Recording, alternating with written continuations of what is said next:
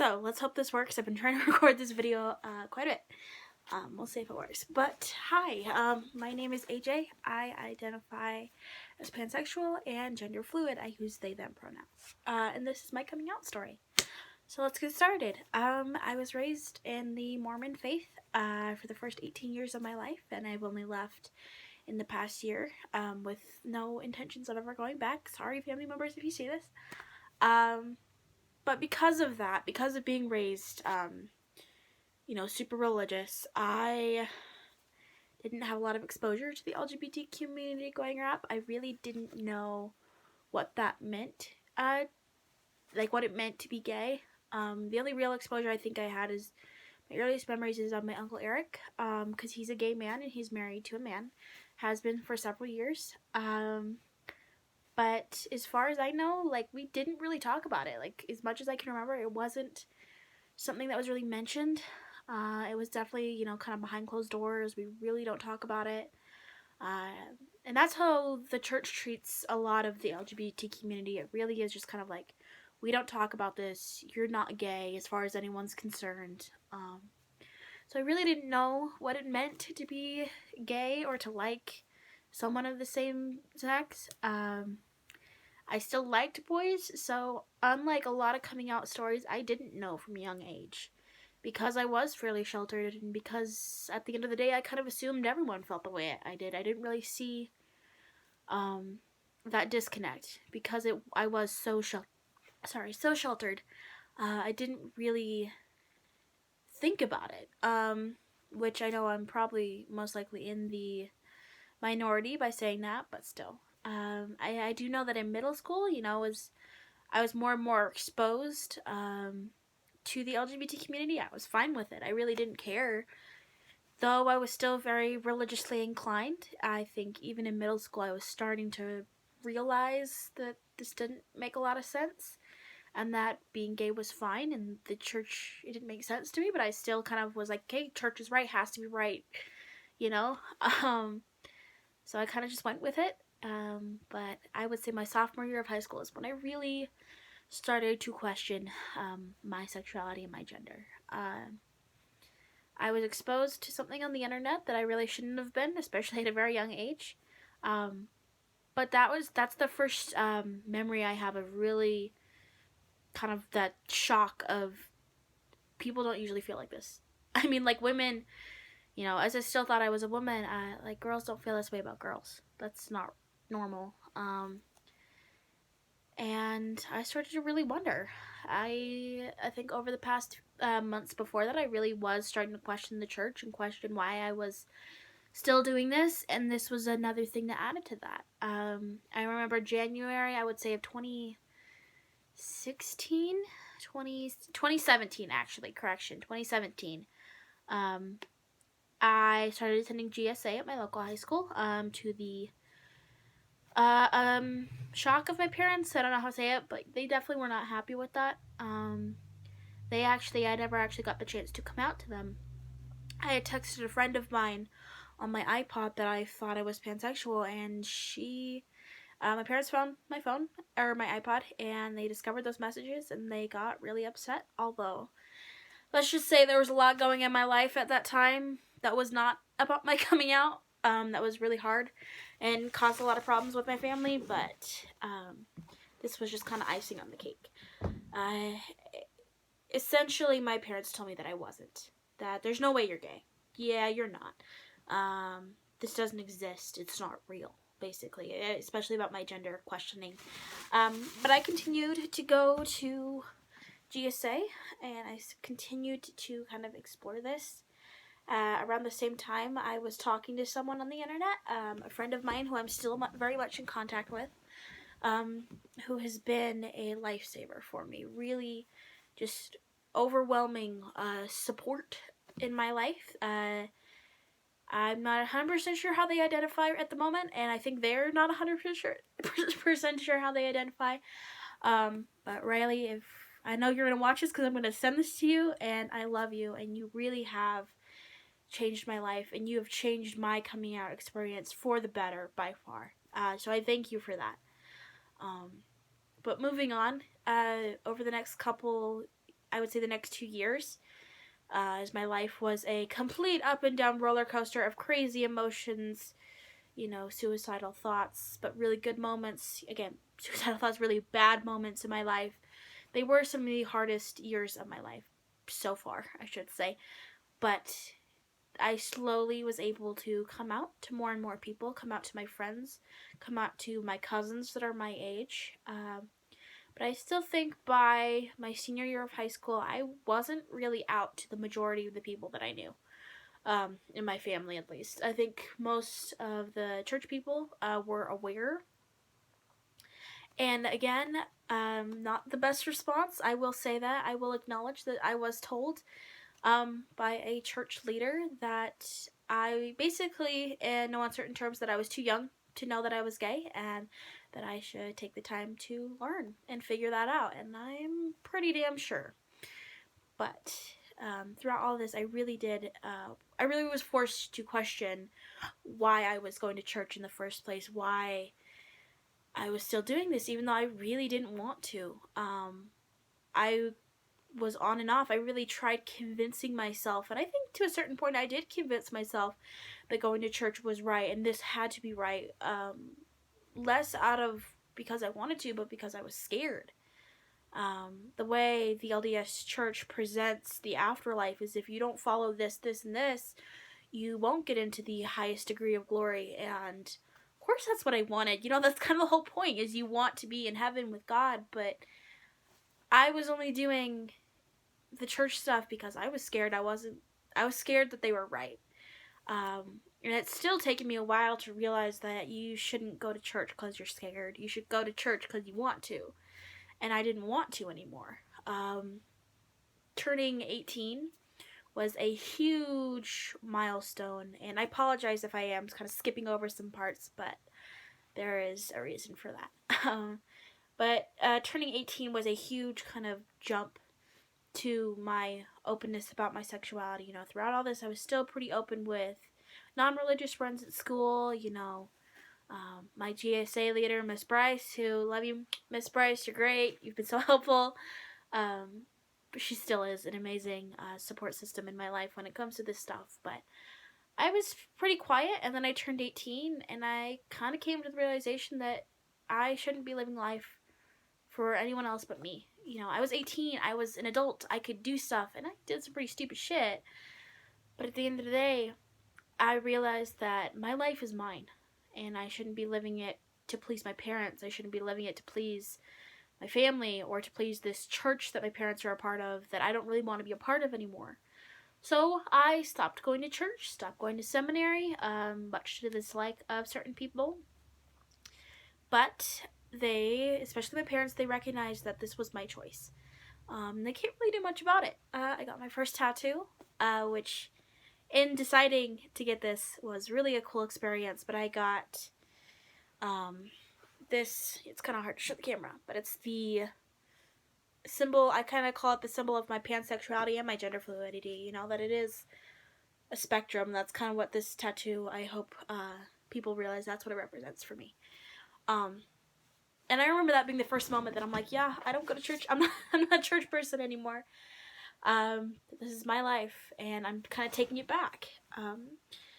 So that was fall of 2018 that I turned 18.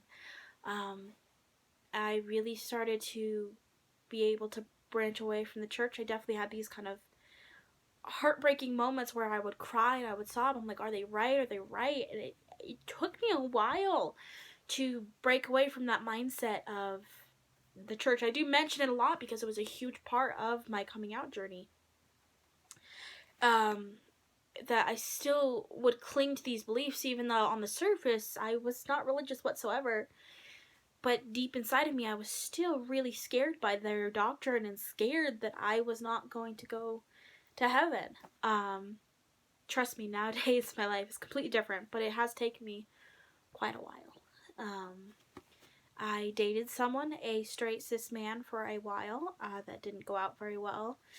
Didn't end up going too well. But after that, especially the past couple months, I've really gotten the ball rolling in terms of how open I am fall of 2019, I went to camp outdoors, reppin' in this video, but it's an LGBT camp for youth in Arizona. They do it here in Prescott, and it was the best days of my life because I was able to fully go by AJ, which I had been going by off and on for a while since my sophomore year, when I started questioning my sexuality and my gender. I really wanted to pick something new, so I chose it as a combination of the birth nickname that I was given, Abby, and my middle name, Jean, and I thought it worked out pretty well. Again, off and on, because once my parents found out about it, I was really scared to go by AJ again. But I went to camp, and I was able to fully go by they, them pronouns and AJ the entire time without feeling scared like someone's going to say that's not right or whatever reason. I was finally able to do that and go by what I wanted, which was life-changing. Really, those few days I felt authentic. I felt like myself. For once, I didn't look in the mirror and feel like I don't look right here. I felt like I was able to express myself as who I was, and I wasn't holding back my identity for anyone. Coming home was actually one of the hardest things I've ever done because I'm like, I have to hide again.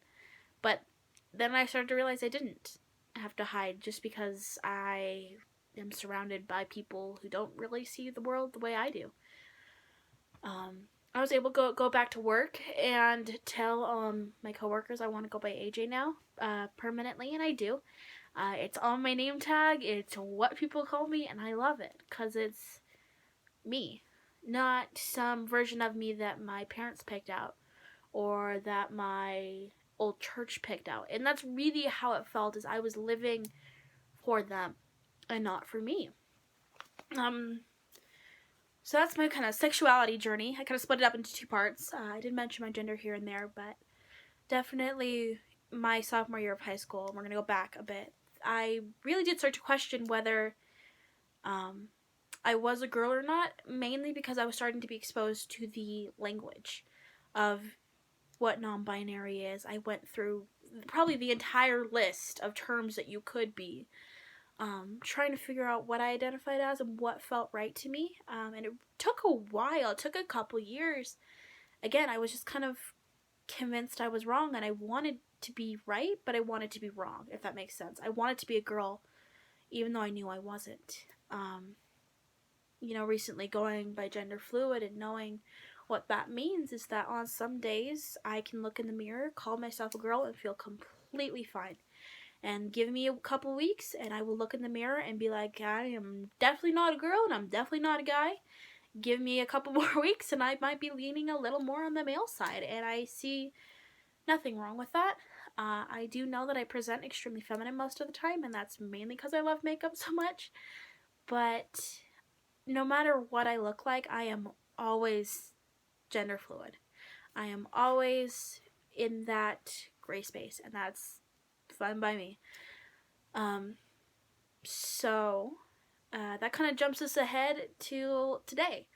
I am fully out and proud to everyone through a couple of Facebook posts, a couple of Instagram posts. Pretty much everyone knows that I am not straight whatsoever. I made a joke the other day with my coworker about straight people, and she's like, "You're not straight?" I'm like, I mean, I don't go blasting it out to everyone, but I'm not really shy about it either. It's not something I'm ashamed of.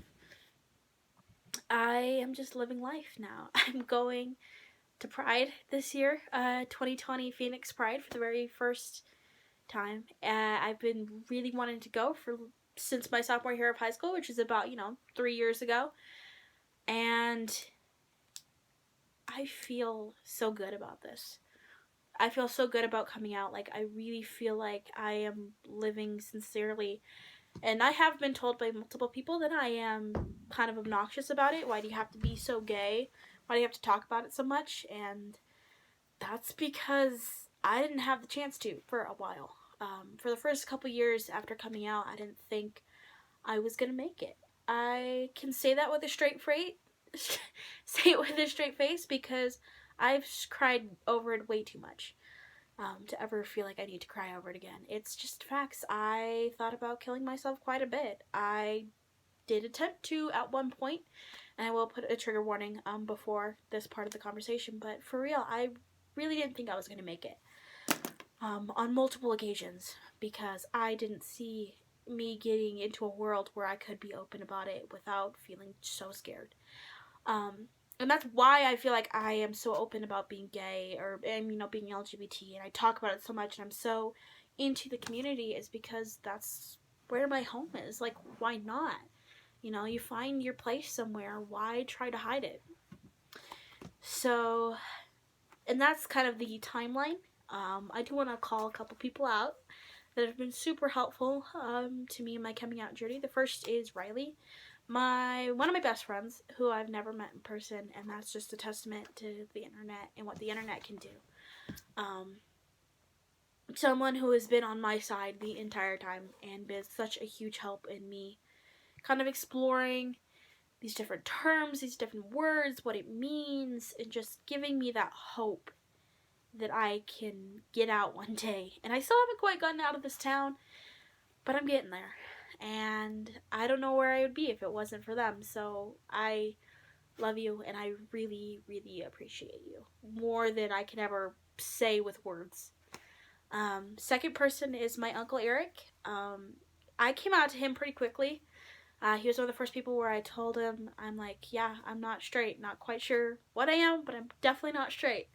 And he has been the oasis of support in this kind of passive-aggressive, we love you, but we don't love this kind of vibe that the rest of my family gives me. And I still, disclaimer, love my family more than life. Yeah, I love my family, and I have pretty good terms with them, but we can't talk about my LGBT stuff without things getting awkward, except around my uncle. And like I said, a really just oasis of support, which means a lot to me. Next person on my list is my cousin, who I actually found out this summer identifies as bisexual and has been a help just to know that he's there and know that he's someone who is young in the family who's also left the church, and he's been really helpful with helping me try to figure that stuff out. So Mason, I love you, and I thank you a lot too, even though you haven't been as big of a section. I've definitely been able to think about you and think about your journey, although I don't know much about it. And we haven't talked a lot since I found that out. I really do appreciate your help.